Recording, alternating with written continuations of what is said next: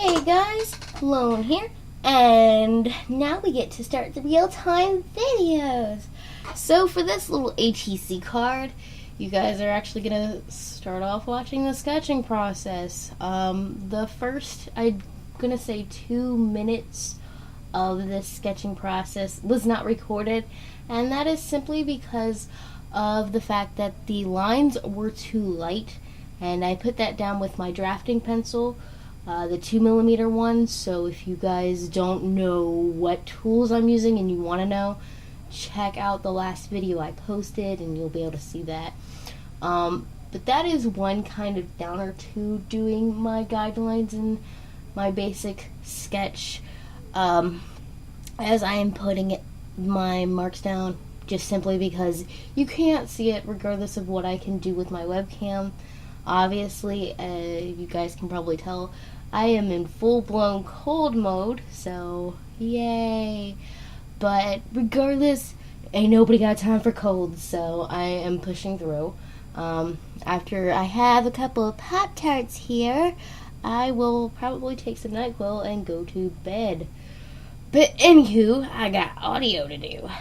So, as you guys can see, I am possibly using my 7mm Papermate pencil to put down more definitive lines as to where I want the hands to be, how I want the face to be, and yes, I use guidelines that you see in like the how to draw manga books. I don't know, I've always felt that my artwork looks better with the guidelines. There are some artists out there, actually there are a lot of artists out there that don't have to use guidelines, and I am very jealous of them because they don't have to use guidelines, and I'm like, I will forever be stuck with the guidelines.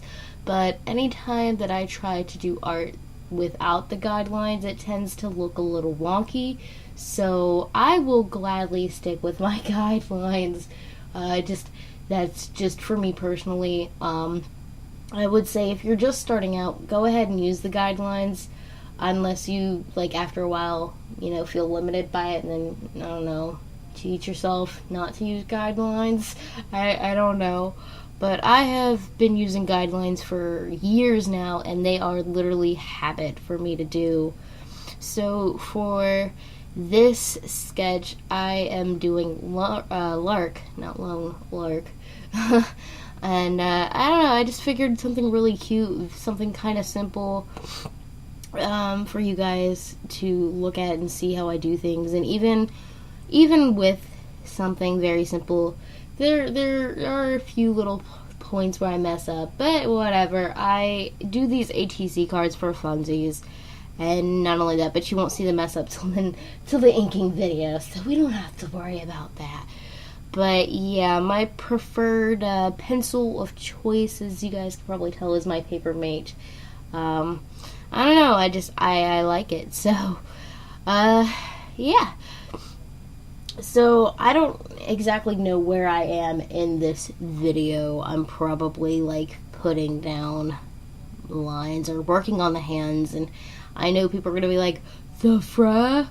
Why are you working on the hands? But I tend to work front to back, if that makes sense, as I'm sketching. I very rarely do I actually do the face first and foremost. I might do the hair, but like the eyes and the nose and the mouth and stuff like that, I don't really do that until I get everything else in place, usually. There are a few instances where I will do the face first and bust out the face, but for this, I think I started out doing the hands first just because that was what is in the foreground, because she's like, I'm hoping to eventually color it where her hands are pressed up against the card, like glass or whatever. I thought that was really kind of cute.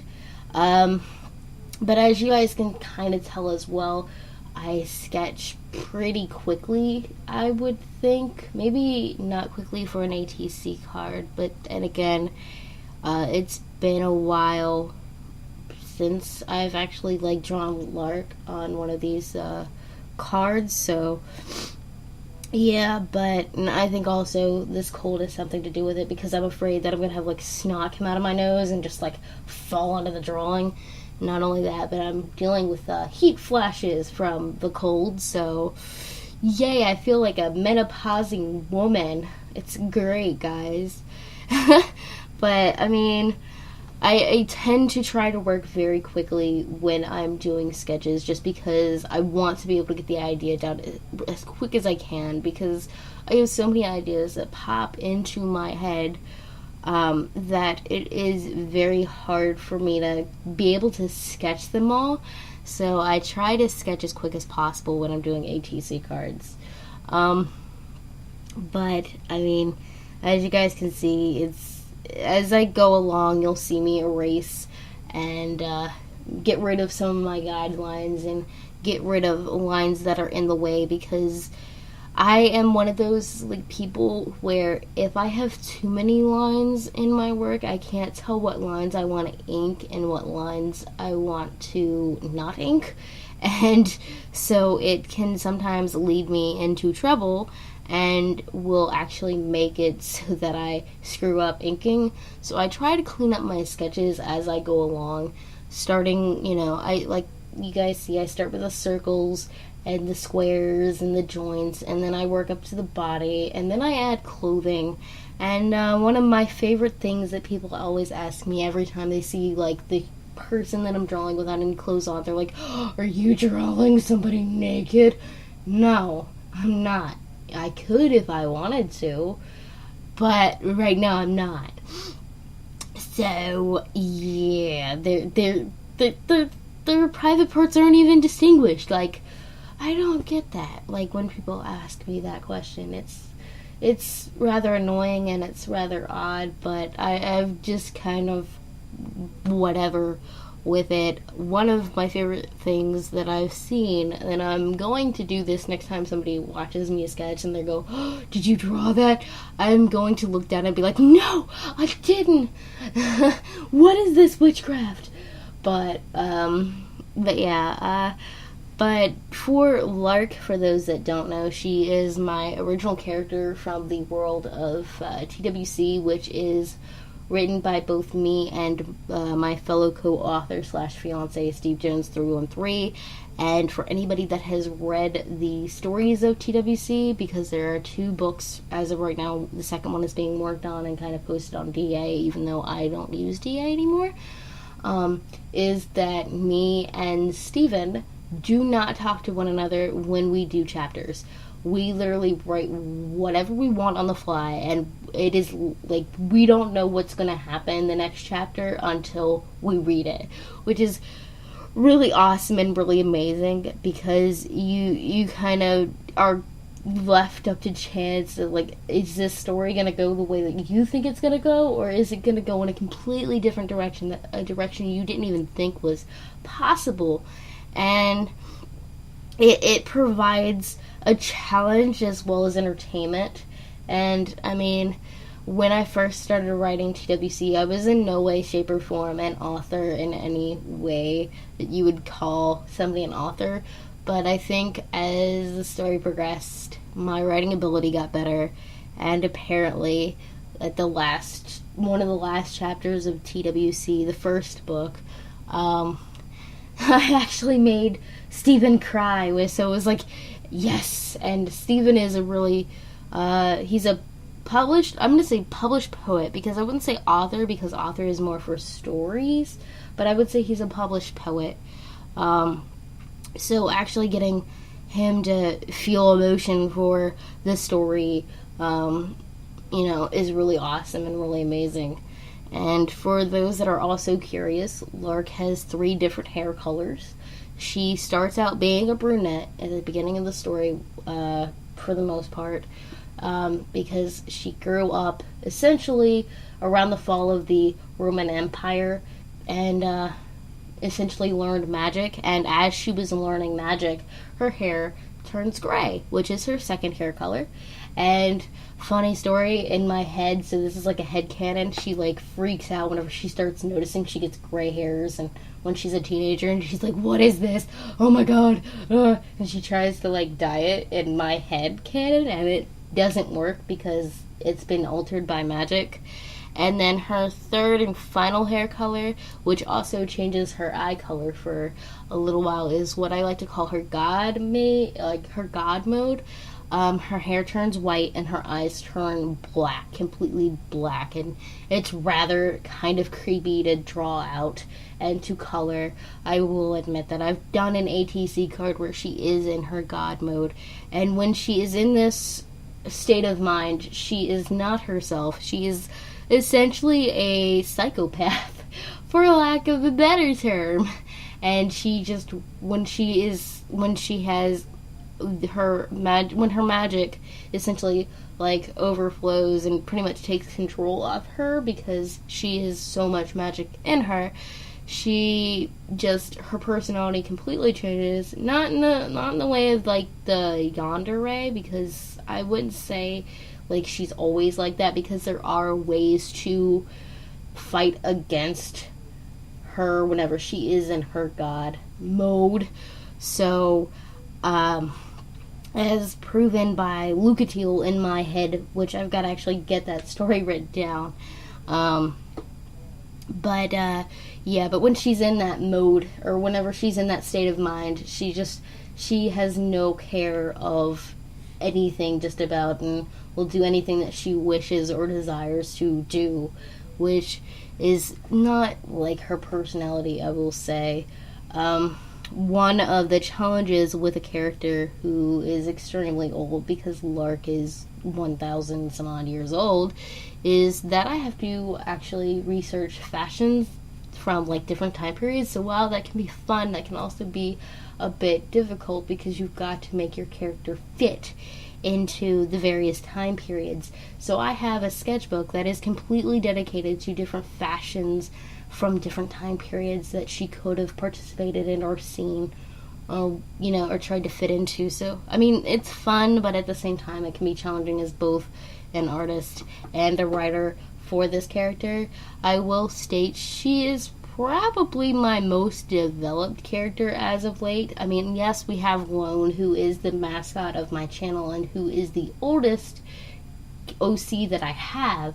However, she is not really developed. In fact, I completely scrapped Lone's backstory, and so Lark essentially is the most developed character out of the bunch. She has her flaws, she has her strengths, she has her weaknesses. She's not all powerful.